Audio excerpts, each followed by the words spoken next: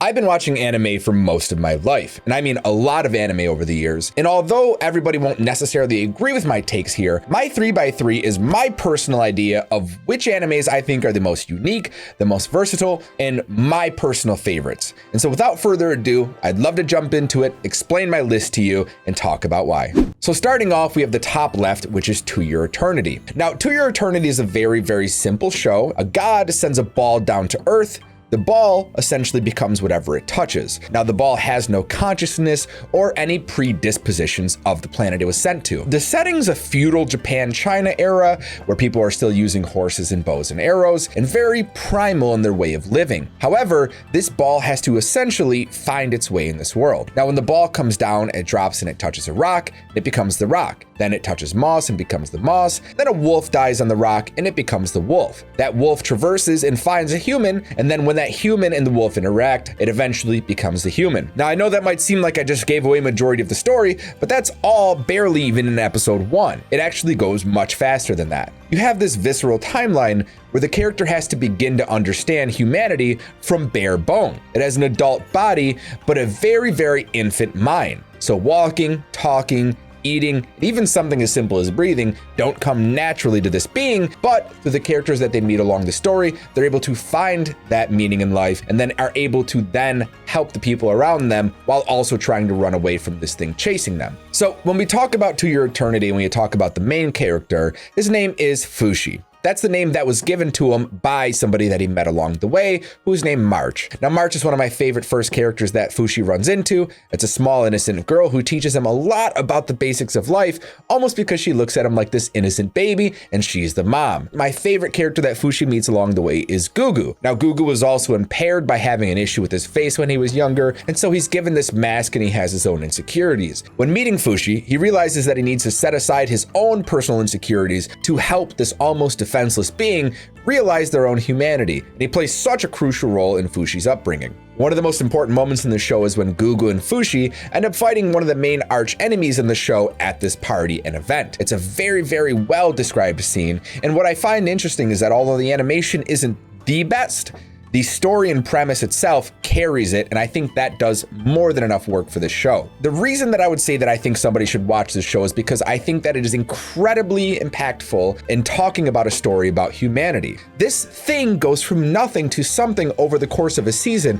and that journey is incredibly interesting to watch. It almost makes you think that if you were put onto a place, you didn't understand the language or how to even survive, if you would have a similar journey or how that journey would actually transpire. Now, moving on to the second show on this list. This is a show pretty much everybody's going to be familiar with, but if you're not, it is Naruto. Now, Naruto's baseline bare bones explanation of its plot is that it's an orphan kid who lives in this ninja village. This village has plenty of ninjas and they have different varying abilities, talents, and levels in the village, the top being Hokage. This orphan child is so deterministic to become the Hokage, he's willing to stop at nothing to stand at the same feet as his peers. He's completely behind everybody in wealth, in status, but what he was given is the potential of a god. His parents, when they did end up leaving, were able to plant something within inside of him. The thing inside of him gives him an overwhelming ability that he doesn't have the access to tap into early on, but as the show continues, he's able to further develop that. I love the fact that I've been able to watch this show since I've been a kid, all the way till I've been an adult, seeing Naruto as a child, seeing Naruto as a middle to young adult, and then seeing him as a full adult and his son beginning his own adventures. Naruto is headstrong. Like I mentioned earlier, deterministic. He perseveres. He doesn't give up. Another character that I personally enjoy in this show more than Naruto is Rock Lee. Now, Rock Lee is similar to Naruto in the sense that he started off at a disadvantage. He cannot use the same jutsu abilities as everybody else. So what did he do? He trained himself so strong physically that he was able to still stand toe-to-toe with everybody and compete at that same level and caliber. Like I said before, I love this show because it's nostalgic. No matter what you want to say about it, whether you think it's the best story or not, it is a long story. And any story that has that many episodes, you're bound to fall in love with all the characters, their little storylines, their little crosses, and everything that happens in that universe. For the third section of my 3x3, I think it's important to note that this is 2 in 1. See, sports anime don't necessarily stand one above each other in my own mind because I think that they all do the same thing in their own unique ways. Starting over with Haikyuu though, we have the main character who's Hinata teaming up with somebody else called Kageyama to essentially make volleyball their career and passion. Now, where the difference lies is that Hinata, the main character, is a bit short. However, he has hops. This boy can jump, and he can jump so high that he impresses even veteran volleyball players. On the other hand, you have Kageyama, who is seasoned in volleyball, but is very selfish. And the way that the two correlate is a love-hate relationship.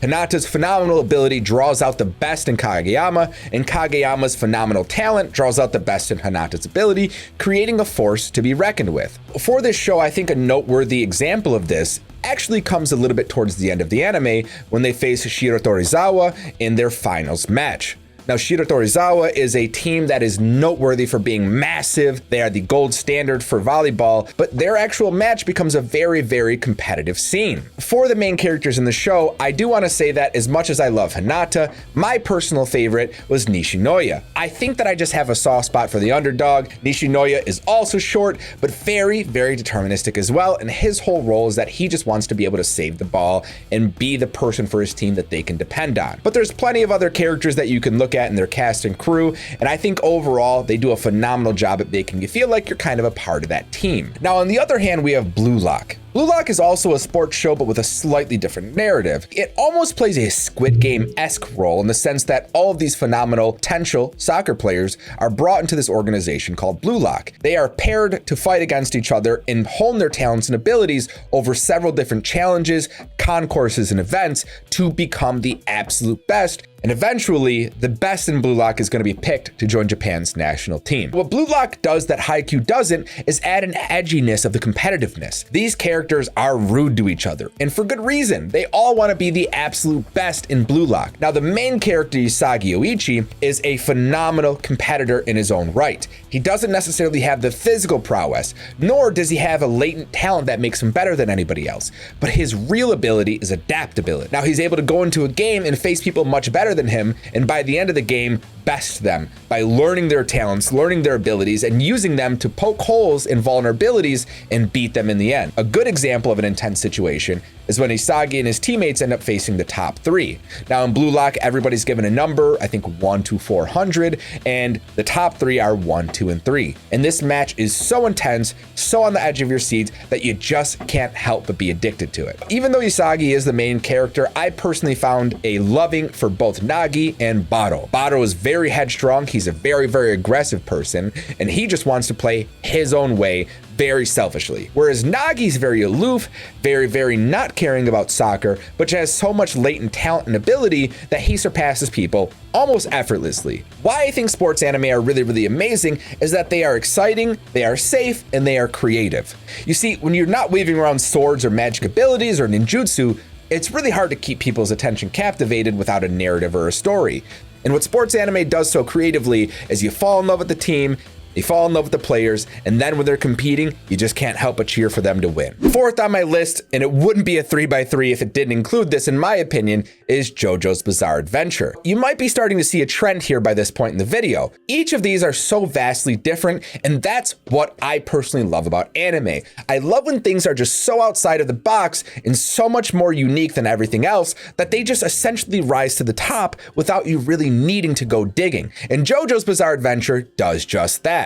It's hard to give you a plot analysis of JoJo's Bizarre Adventure because it goes into different seasons, and each season follows a completely different character, and each character follows a completely different power structure, but there is one overarching plot. Starting from season 1, there's a family called the Joestars. The Joestars basically are just a rich family that have their own wealth, and then they end up meeting this guy, Dio, who right off the bat is a dick. Starts kicking dogs, he starts being an asshole, and he's just an overall evil person. Dio's lineage and the Joestar lineage end up going for multiple years. In fact, hundreds of years. And that's why every season begins with a new person in the Joestar lineage, and typically they have to face somebody in the Dio lineage, if not Dio himself. The first 2 seasons, in my opinion, were a bit staler. That's a very, very controversial opinion in JoJo's, but the reason I feel that is because I feel like they don't really start getting into the meat and potatoes until they start bringing out stands. In my opinion, I think stands are one of the coolest power structures in every single anime that ever existed,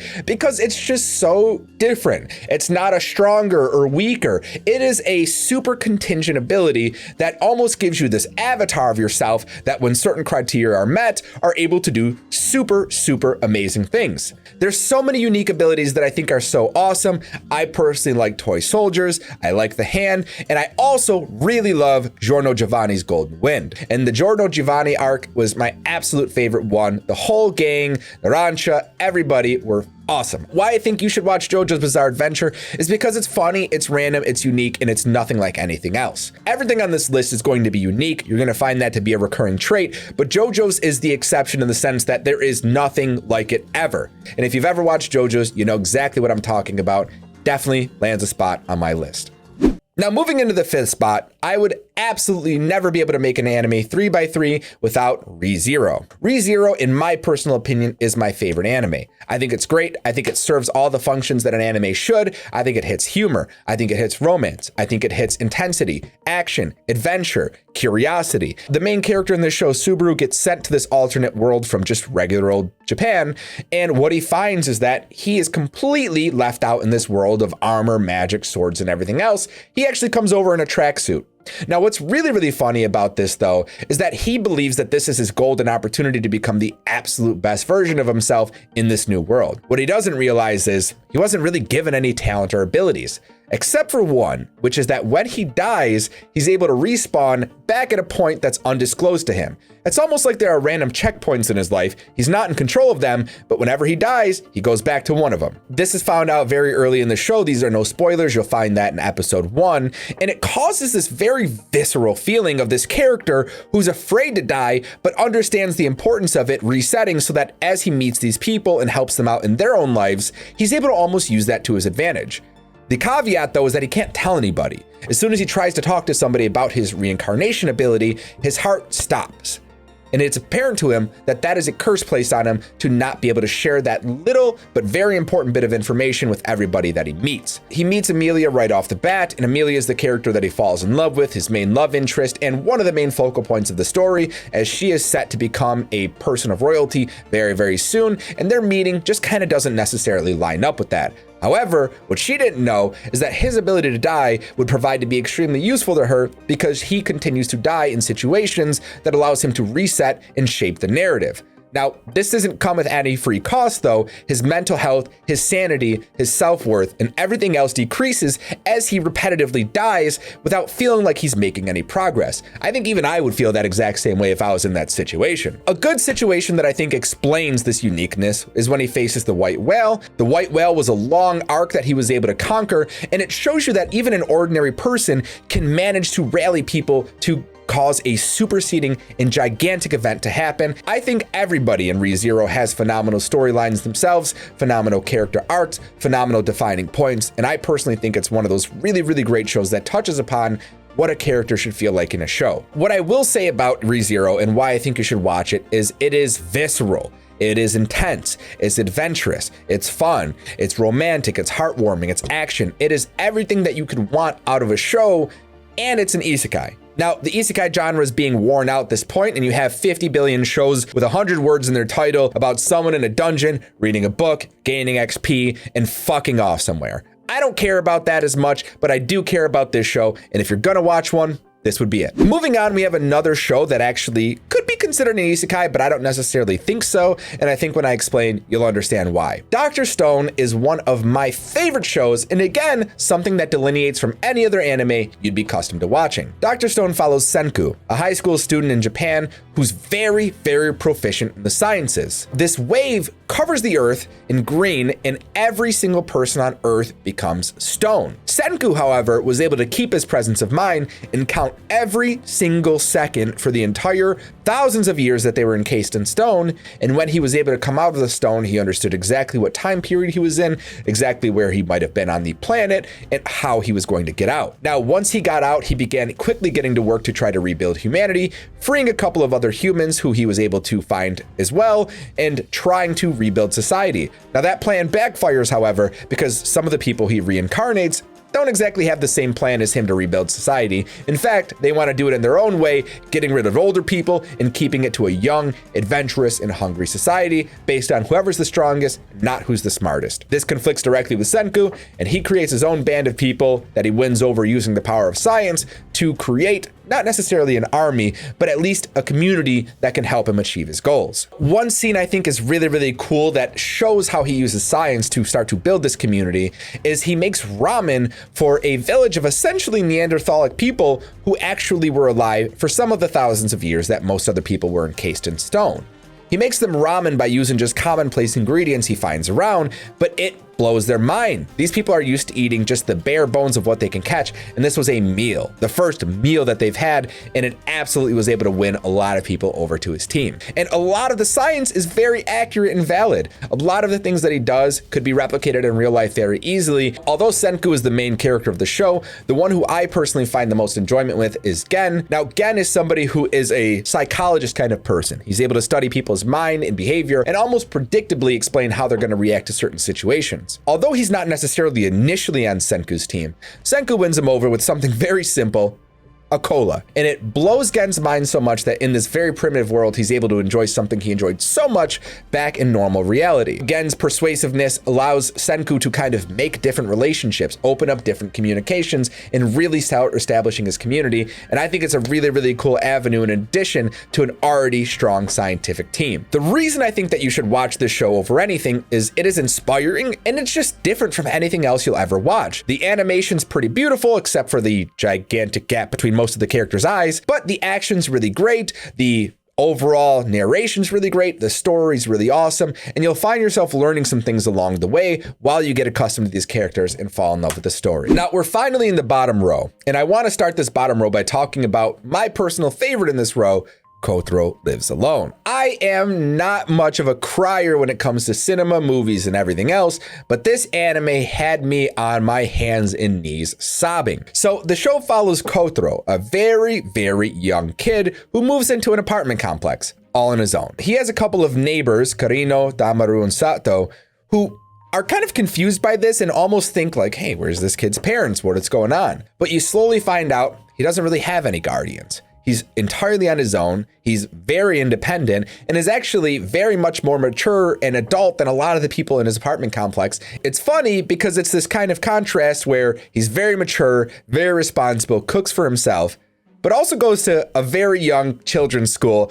dances around and plays in the playground with balloons. Although you have this contrast, it develops this very heartwarming tale of this kid almost being pseudo-parented by the people surrounding him, and it really shows community coming together for a very, very strong purpose. A good example of this show having this strong community is there's a scene where Kotaro is going to be performing in a concert at school. He doesn't really let anybody know about it because he's not expecting anybody to support him, but when people show up for support for him, he's so overjoyed, and that moment is so heartwarming for me that I smile thinking about it even now. When you talk about the main characters of this show, obviously it is Kotaro himself, but you have to look at his neighbors as the absolute defining characters of this show. Karino essentially becomes his main guardian. It's his direct next door neighbor and the person who just most often runs into him. But there's also Tamaru, who's a person who lives below him. He has his own son. And then there's also Sato, who is a woman living in the apartment who takes on not necessarily a motherly role, but almost an older sisterly role for Kotaro. And he really appreciates being in her presence because it's a very natural feeling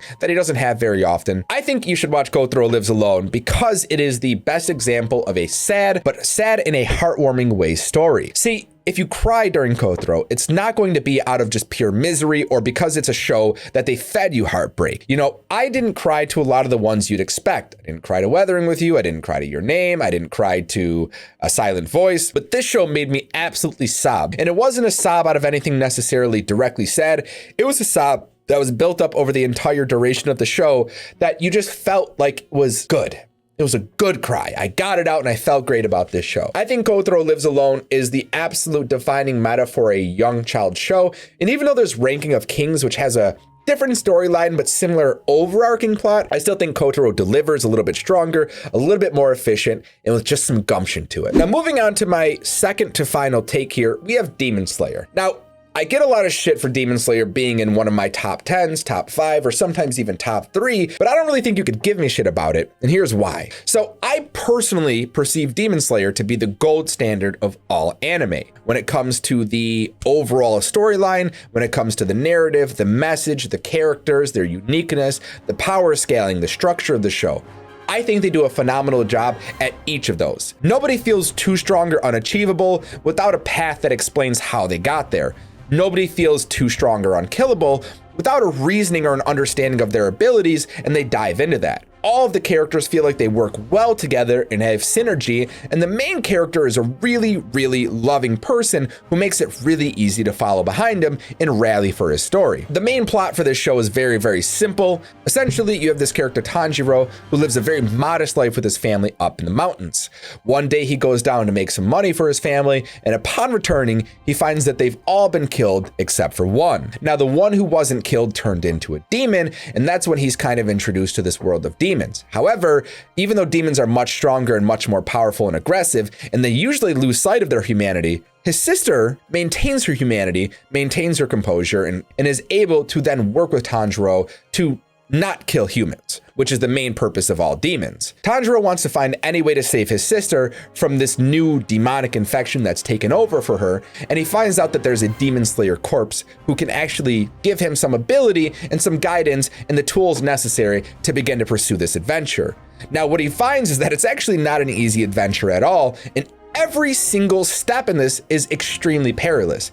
Even when he does the impossible, which I think would be considered the boulder cutting scene, you find that he's still so far and weak from even just his nearby peers that it's not even a comparable scale. And as soon as you see a Hashira in action, you understand very quickly why that's the case. Now, my personal favorite character in the show, and I know you might call me a normie for this opinion, is Rengoku. I actually have him tattooed on my arm right here, in addition to Pain and Senku. Rengoku and the scene of Rengoku to me was really, really interesting because it also showed somebody who didn't come from much, who worked very, very hard to get to the power level that he was at, and inevitably, it even at that point still was not enough. So where we're at in the story is still very early on. There's so many twists and turns to come. I won't spoil anything, but trust me, Demon Slayer is only going to get better from where it's at right now, and I mean much better. The reason I think you should watch this show is because I think it is the gold standard. I think it is the anime that you should be comparing animes to. It does everything just great. Everything's great.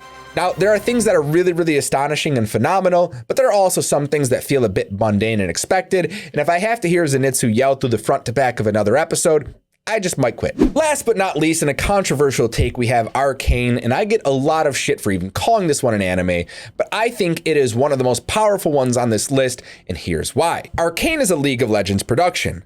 Riot Games already has a very well-established universe for League of Legends, so it's no surprise that they could just tap into it and start building stories. They chose to not go the World of Warcraft way and make a realistic movie that kind of sucks, but instead they decided to go with an anime way, but give you very long episodes, very in-depth character design, and choosing to go with a more pastel, almost painted look that fits so well for the universe. The characters are amazing. There's so many. There's not exactly a main character, and although Jinx is the front person, you have Heimerdinger, you have Jace, you have Echo, and just so many other people who make their way into the story that I don't think that you could pinpoint it to any one person. The story basically follows this undercity slum that is below a very, very technologically advanced city and the little intermingling wars that go on in between the two. Up top, you have very neat and preppy people, you have normal police officers and normal society. Below, you have drug dealers, people addicted to different things, and then you have scummy bars, and it's very dark and very smoke. This contrast is really cool because you have these characters from below and these characters above crossing paths for better or for worse in a lot of different ways. One scene that I think really exemplifies the animation,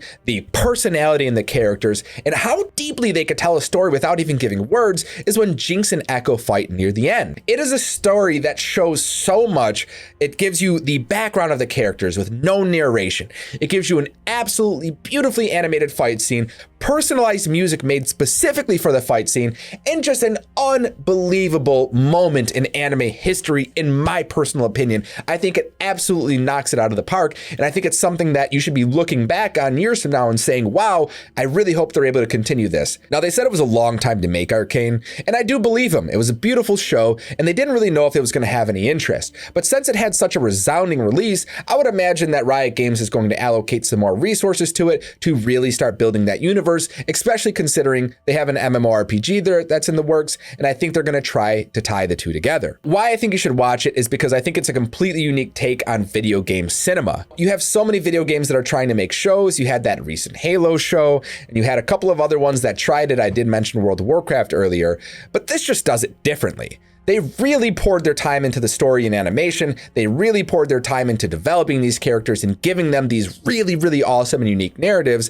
I think Arcane's Western animation style as well, being a little bit different from what we traditionally expect, was beautiful. They absolutely nailed it out of the park. I think this show is an absolute 10 out of 10. I think you should watch it as soon as possible if you haven't. Even if you know nothing about League of Legends, you're going to leave this show not only wanting to try it out, but feeling like you want to be immersed more deeply into this universe. Now, a couple of honorable mentions that I'd like to make, in addition to the ones that I've already gone over, that didn't make this list but are very, very personal favorites of mine, would be Fire Force, Cyberpunk Edge Runners, My Hero Academia, and not all of Sword Art Online, but specifically the Alicization portion.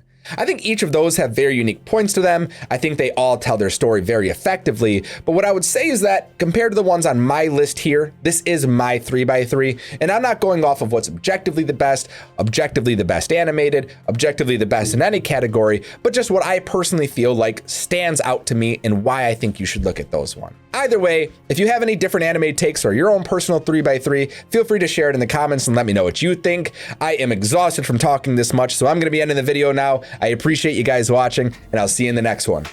Peace.